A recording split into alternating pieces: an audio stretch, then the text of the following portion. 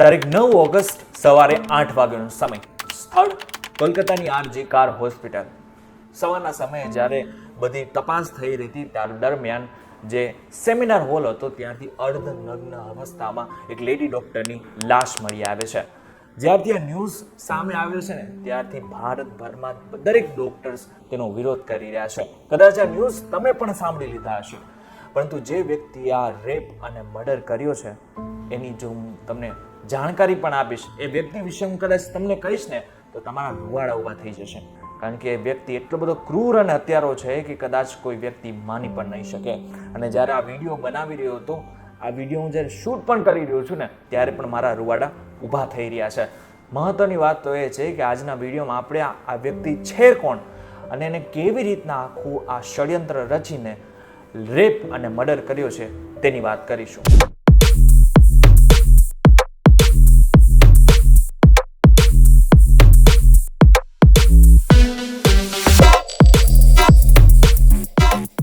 નમસ્કાર, VTV ગુજરાતી.com પર તમારું સ્વાગત છે અને મારું નામ છે કરણ.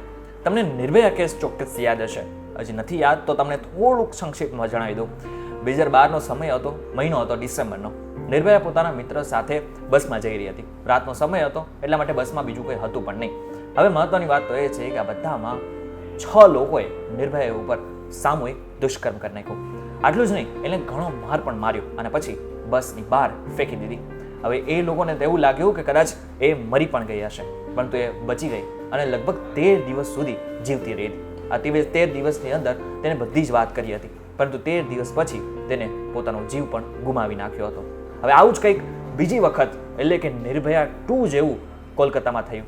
હવે ગઈકાલથી સોશિયલ મીડિયામાં ઘણા બધા પોસ્ટ અને સ્ટોરીઝ મૂકવામાં આવી રહી છે, જ્યાં કલકત્તાની ઘટનાને લઈને છે. એટલે કે ઘણા બધા લોકો આ માટે જસ્ટિસ માંગી રહ્યા છે. હવે જે લોકોને આખી ઘટના વિશે ખબર જ નથી ને એ લોકોને ટૂંકમાં કહી દઉં. તારીખ હતી 9 ઓગસ્ટના દિવસે જ્યારે એક લેડી ડોક્ટરની લાશ મળી આવે છે.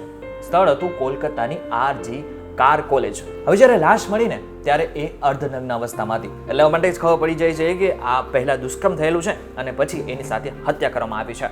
હવે જ્યારે પોલીસ તપાસ કરે છે ત્યારે સૌથી પહેલા એ સીસીટીવીની તપાસ કરે છે. જે સીસીટીવી તપાસ કરવામાં આવે છે ત્યારે એમાં એક વ્યક્તિ દેખાય છે. એ વ્યક્તિ હતો પોલીસ સિવિક વોરંટી, જેનું નામ હતું સંજય રોય. હવે સંજય રોયને સૌથી પહેલા હોસ્પિટલની બહારથી જ ધરપકડ કરવામાં આવે છે. હત્યા કરીને સૌથી પહેલા એ ઘરે જતો રહ્યો હતો. પછી બીજા દિવસે ફરી એકવાર તે હોસ્પિટલમાં પોતાનું કામ કરવા માટે પણ આવી ગયો હતો અને ત્યાંથી જ પોલીસે એની ધરપકડ પણ કરી છે. આ બધાની વચ્ચે સંજય રોયને 23 ઓગસ્ટ સુધી પોલીસ કસ્ટડીમાં રાખવામાં આવ્યો છે અને આ બાદ પ્રિન્સિપલે રાજીનામું આપી દીધું છે અને ઘણા બધા ઉત્તરાધિકારીઓને સસ્પેન્ડ પણ કરવામાં આવી રહ્યા છે. આ નરાધમ સંજય રોય છે કોણ તેની વાત કરીએ.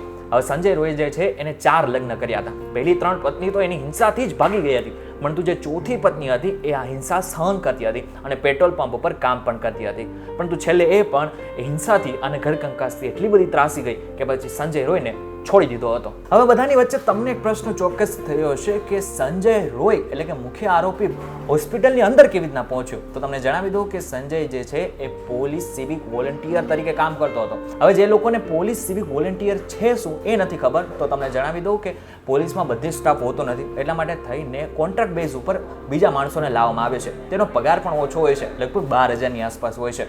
હવે એને પોલીસ જેવી બધી સુવિધા તો નથી આપવામાં આવતી, પરંતુ જે જગ્યા ઉપર રાખવામાં આવે છે એને ત્યાંની બધી જ માહિતી આપવામાં આવે છે.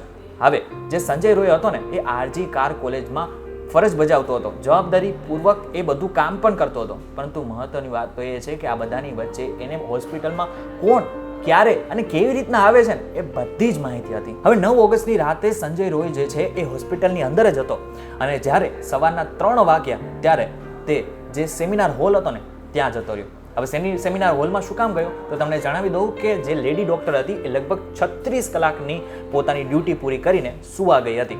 હવે સુવા પણ એ સેમિનાર હોલમાં જ ગઈ હતી, કારણ કે બીજે ક્યાંય જ સુવાની જગ્યા હતી જ નહીં. હવે જ્યારે તે સુવા ગઈ ત્યારે નરાધમે એની પાસે ગયો. હવે કંઈ પણ બોલે એની પહેલા એને સૌથી પહેલા લેડી ડોક્ટરનું ગળું પકડી નાખ્યું અને પછી એને બળાત્કાર કરવાની પૂરેપૂરી કોશિશ કરી. હવે લેડી ડોક્ટરે પોતાના બચાવનો પૂરેપૂરો પ્રયત્ન કર્યો, પરંતુ નરાધમ કોઈ જ વાત ન માની અને એની ઉપર સૌથી પહેલા તો દુષ્કર્મ કર્યો અને આ બાદમાં એને ગળું દબાવીને મારી નાખી, એટલે કે હત્યા કરી નાખી એની. હવે બાદમાં જ્યારે પોલીસ તપાસ કરવામાં આવે છે ત્યારે એ પણ એક વાત સામે આવે છે કે સૌથી પહેલા તો એને હત્યા કરી નાખી હશે અને આ બાદમાં એની સાથે દુષ્કર્મ આચર્યું હશે. કથિત રીતે બળાત્કાર કર્યા બાદ અને મર્ડર કર્યા બાદ લગભગ 40 થી 45 મિનિટ બાદ એ પોતે હોસ્પિટલથી બહાર નીકળે છે અને સીધો એ પોતાના ઘરે જાય છે. અને ઘરે જતા પણ એ પોતે નશામાં હોય એવું પણ પોલીસની સામે આવ્યું હતું. આ ઉપરથી જ ખબર પડે છે કે એને બળાત્કાર અને મર્ડર જ્યારે કર્યો છે ત્યારે પણ એ પોતે નશામાં હશે.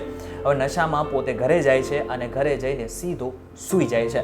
સવારે જ્યારે વહેલો ઉઠે છે ત્યારે એના કપડા ઉપર બ્લડ હોય છે. એ જોઈને જ એને બધી જ વાત ફરીથી યાદ આવે છે અને સીધો એ પોતાના કપડાં ધોવા માટે બેસી જાય છે.